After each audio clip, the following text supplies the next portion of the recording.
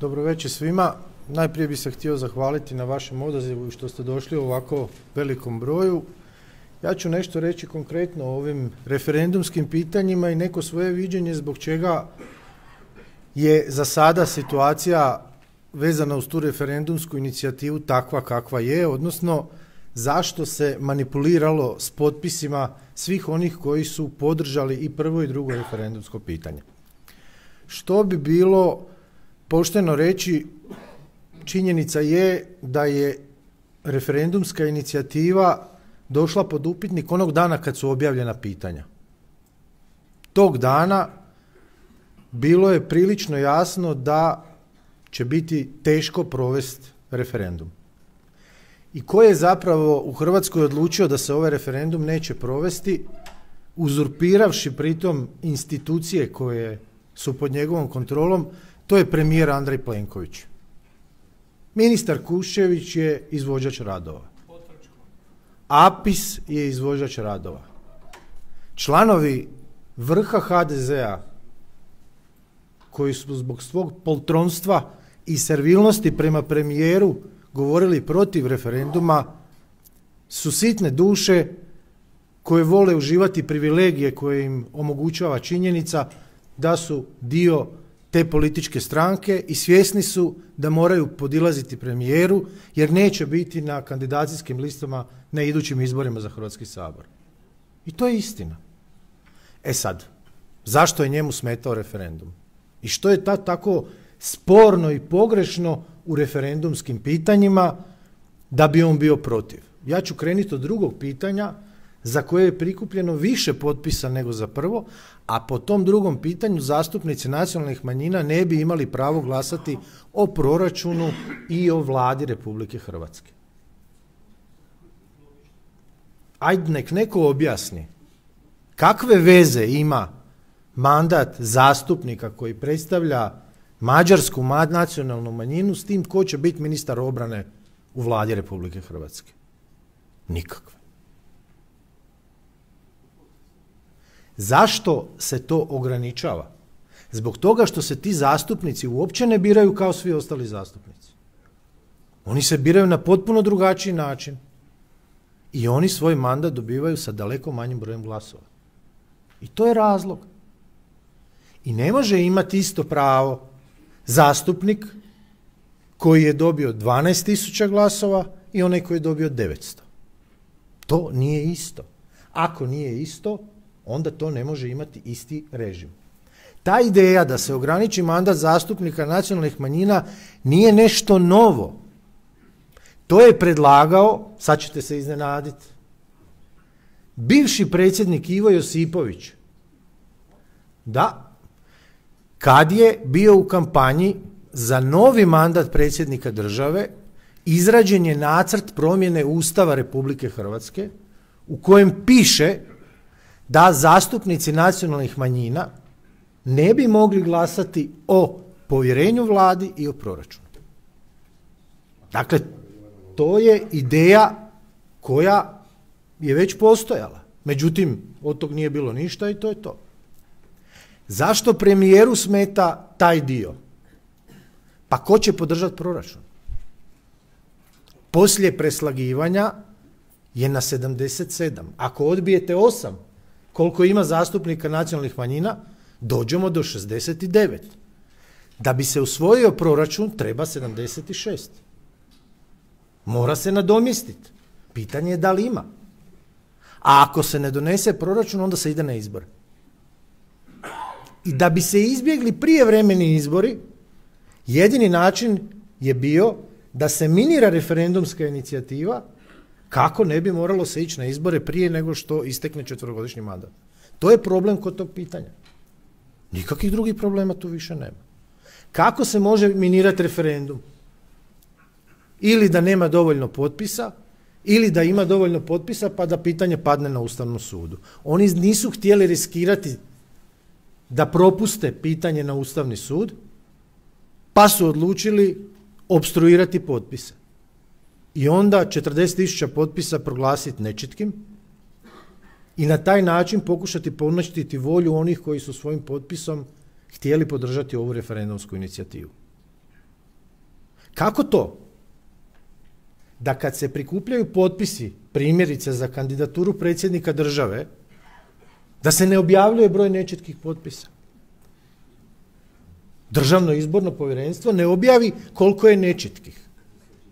Kako to kad se ide na lokalne izbore, pa se prikupljaju potpisi kandidatima za gradonačelnika, načelnika općine i župana, opet potpisuju birači, isti ti ljudi, nikad se ne objavljuje koliko je krivih potpisa.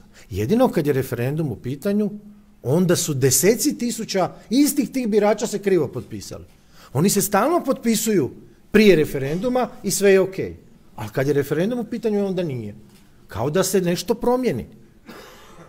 Pa se na jedan način ljudi potpisuju 2018. drugi 2017. i ko zna kako će 2020. Što je problem kod drugog pitanja?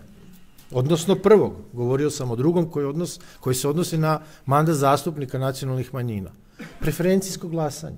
I činjenica da više ne bi postojao prag od 10%. Sada imamo situaciju da vi možete preferencijski glasati za jednog kandidata, a bira se 14 zastupnika. Dakle, bira se 14 zastupnika u izbornoj jedinici, a vi imate jedan glas. A to što vi imate taj jedan glas, to ne znači ništa posebno, ako taj kandidat kojeg ste vi zaokružili, kojeg ste vi preferirali, nije dobio još toliko drugih preferencijskih glasova da je to ukupno 10% od glasova te liste. To nije lako dobiti. I taj prag od 10% služi samo zato da neki preferencijski glasovi propadnu, pa se onda u Sabor ulazi po redoslijedu na listi, a liste kreiraju političke stranke, odnosno, ako ćemo biti potpuno precizni, po statutima političkih stranaka svih relevantnih u Republici Hrvatskoj to potpisuje predsjednik stranke. Dakle, predsjednik stranke ima faraonski položaj da posloži na visoka mjesta lojalne ljude koji će bez puno razmišljanja u Saboru u pravilu biti odsutni, a i kad su prisutni oni samo stišću za šta god se predlaže i šta god oni mislili o tome.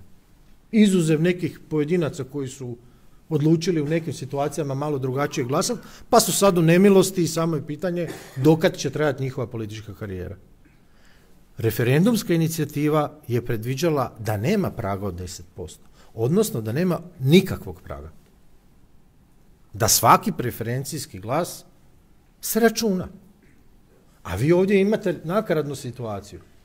Da se ne računaju preferencijski glasovi do 9,99%, ali se računaju preferencijski glasovi od 10%. Istih tih birača za istu listu. Ili za različite liste, ako ih uspoređujete. I to je trenutno stanje stvari. Što će odlučiti Ustavni sud, teško je reći. Ja ne bih htio unaprijed ništa kritizirati, niti prognozirati i tako dalje. Međutim, činjenica je da su svi ti suci koji su izabrani u Ustavni sud, izabrani u Hrvatskom saboru od strane dvije najveće političke stranke, dakle dogovorom HDZ-a i SDP-a. I vi ne možete postati sudac Ustavnog suda u Republici Hrvatskoj ako iza vas nestane i jedna i druga politička opcija. Kakav ste stručnjak, koliko ste pošteni, to sve je manje važno. Vi sad imate u Ustavnom sudu čovjeka koji je javno rekao na televiziji da se lažno predstavio. On je zabunio se kako se i zove i preziva i svejedno je sudac Ustavnog suda. I to je činjenica, postoji video zapis na HRT-u da je to tako. Iz nekih razloga su njega podržali jedni i drugi. Kako će to proći na kraju, ne znam. Što to znači? Moguće je da neće ništa biti od ove referendumske inicijative, ali to nije kraj. Postoji situacija u kojoj oni ne mogu izmanipulirati na ovako ružan i pokvareni, podmukao način volju građana koja se izražava s olovkom u ruci, a to su izbori za zastupnike u Hrvatski sabor ili prvi sljedeći za zastupnike u Europski parlament ili drugi sljedeći za predsjednika države i tako dalje. To je trenutak kad zastupnici koji će biti izabrani mogu više oslikavati ono što je volja birača izražena na izborima. Da li će birači u Republici Hrvatskoj zaboraviti sve što se događalo vezano oko ove referendumske inicijative ili još neke druge stvari koje se događaju u Republici Hrvatskoj, ili neće, teško je prognozirati. Ali drugog mehanizma nema. Referendum postoji kao korektiv predstavničkoj vladavini. To je smisao referenduma. Da se povremeno, pod određenim uvjetima, neposredno o nečem može odlučiti. I demokracija u neposrednom odlučivanju kod nas traje od 7 ujutro do 19 sati navečer na dan kad se održavaju izbori. Tad se nešto može odlučiti drugačije. Sve ovo razdoblje između gledamo to što gledamo. Gledamo krasnu zemlju iz koje ljudi odlaze, gledamo situaciju u kojoj neki žive jako lijepo, a ostali preživljavaju, i onda se pitajmo gdje ćemo mi biti u nedjelju kad se budu održavali izbori za zastupnike u Hrvatski sabor, da li ćemo mi nešto promijeniti, pa ne samo za nas, nego i za one koji će ovdje ostati poslije nas, ili ćemo 3 godine i 364 dana nakon toga dana kritizirati i pametovati da je nešto trebalo biti drugačije. Hvala na pozornosti.